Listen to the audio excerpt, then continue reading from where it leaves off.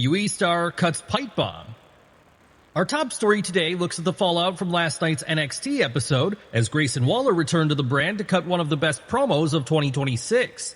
The promo is receiving critical acclaim from fans and fellow WWE talent as Grayson took aim at WWE and even called out Vision member Austin Theory.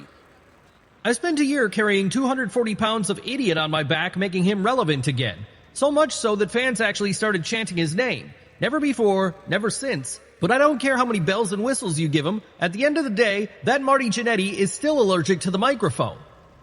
Waller would also claim that the last 2 years of his career have been an absolute embarrassment. "Maybe I was too honest. Maybe I didn't politic. Maybe I didn't kiss the right ass. But either way, the last 2 years of my career have been an absolute embarrassment." Waller would also stake a claim for the NXT title, so it looks like his move to NXT is permanent for the time being.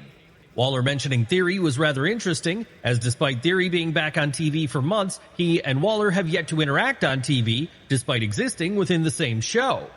It's been a baffling move from WWE Creative. There is now speculation that WWE is going to revisit the tension between the two. However, with the two both being certified heels, the dynamic may be slightly off, so it's unclear how WWE will handle this. One of the comments by Waller has seemingly upset a lot of TNA names, as in the promo itself, Waller stated, "It ain't 2005, lad. Being the top guy in TNA is like being the best basketball player at the local YMCA. I'm not impressed." Names such as Moose and Brian Myers have spoken out regarding this. It's unclear if this is a total work, or Waller legitimately decided to take a shot at the TNA roster. WWE did have an active working relationship with the company, yet this has barely been mentioned in recent months, and the status of this relationship is currently unknown. Waller is one of the most popular names backstage in WWE, and this has been made clear by the sheer amount of names who have spoken out after the promo. Even WWE champion CM Punk took to Instagram to state, "Frustration distilled and funneled into a bullet aimed at the competition." Waller is now in a position to change the trajectory of his career, and hopefully the WWE machine is able to get fully behind him. Logan Paul coming for WWE title? Logan Paul is currently out of action with an injury, but this hasn't stopped the WWE Maverick from making bold claims on his podcast. On his show this week, Logan discussed his aspirations to win WWE's top prize, the WWE title.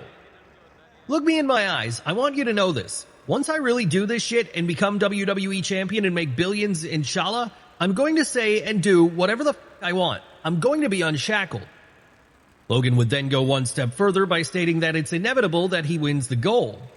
"I'm going to, bro. It's inevitable. What am I doing here? I'm not just playing the game. I'm here to take over." Whilst Logan may not be everyone's favorite WWE wrestler, there's no denying he's fully committed to the role. The fact that Logan has appeared on TV despite being injured is a testament to his commitment and dedication for WWE. WWE star pissed with Kevin Owens. Kevin Owens has made an enemy out of Matt Cardona. Before Cardona returned to WWE, Owens discussed Cardona on Cody Rhodes' podcast, and this is the line that has angered the former US champion. "I love Matt. The only thing I'll say is, for a guy who loves being on the indies so much, he sure talks about how much he wants to be back in WWE a lot. Can't call yourself the king of the indies and you're going out there telling people, I don't know why WWE hasn't signed me, I don't get it." Cardona has now discussed those comments with Chris Van Vliet, and he confirmed that he was indeed pissed with Owens. "Oh boy, honestly I was pissed, because they made it seem that all I would say is I want to be back in WWE, blah blah. I'd only talk about it when I'd be doing things like this, and you ask me a question. So it bothered me, but I'm over it now. Yes, it wasn't malicious. I just did not appreciate that I didn't get a chance to come on and tell my version until I got re-signed." Cardona would add that there was nothing he could have put out on social media because he would have lost in the court of public opinion. During the Chris Van Vliet interview, Cardona also discussed his plans for his latest WWE run, and he outright confirmed that he wants to win the WWE title. "I could always go back there on the independents, which is great, a good backup plan, but I don't want a backup plan. This is the plan, to be WWE champion." Cardona is mainly being used as an enhancement talent in WWE, so if he plans on winning the WWE title, he certainly has a long way to go. Chris Jericho shuts down retirement. There's no denying that Chris Jericho is approaching the end of his career, and there have even been some calls from fans to see Jericho retire. Jericho has now had the opportunity to clap back at his critics, and this is what he had to say when it comes to a potential retirement during an interview with Beef Vegan. I don't really look at it like that. I don't really put a timeline on it. Did I ever think I'd be doing it at 55? No. But did I not think of doing it?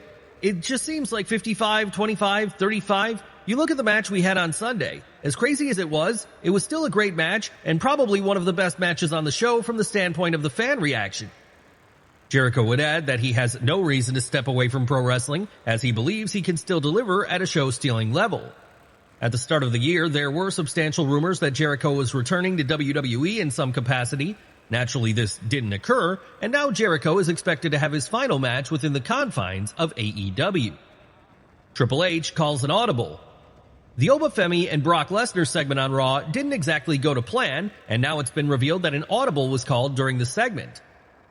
According to reputable outlet PW Insider Elite, the game Triple H was in control of dictating the segment, and he even called an audible in the ring when it came to Femi's physicality.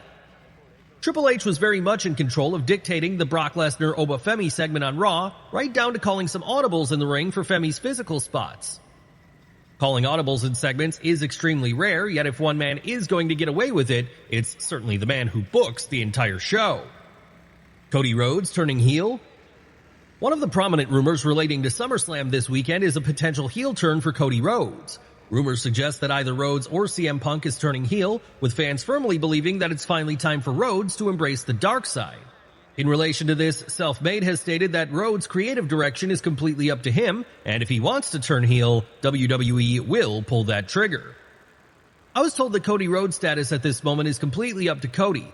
I was told that the ball is in his court. I was told that if Cody wants to, he can pull the trigger on turning heel whenever he wants. He just has to say the word. Is SummerSlam the right moment for Rhodes to turn heel? We have a matter of days to wait until we find out what Rhodes has decided. We also know information relating to the original plans for the rivalry between the two. According to the aforementioned Self-Made, the original plan for the feud was for Punk to be the default heel. I was told that at this point, when CM Punk originally planned to wrestle Cody Rhodes, his idea was always that he was going to be the heel when they did that program. In his mind, he was going to be the Terry Funk to Cody's Dusty Rhodes. The report concluded by saying that WWE has no interest in turning Punk right now due to his popularity, and it's unlikely that a Punk heel turn happens anytime soon.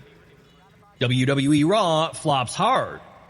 This week's Raw has received universal criticism from fans, and the cage match rating makes for harrowing reading for WWE. As things stand, the current cage match rating is 2.88, making it one of the worst received editions of Raw in WWE history. Unfortunately, there weren't a lot of positives on the show, so it's completely understandable why the rating is so low. These types of ratings have been common with SmackDown in 2026, yet this is one of the first times in which Raw has completely crashed in terms of ratings and critical reception. Logic would suggest that Netflix is going to have something to say about this. They're presenting a subpar product on their platform, and we know the astronomical amount of money that the company is paying to host WWE content.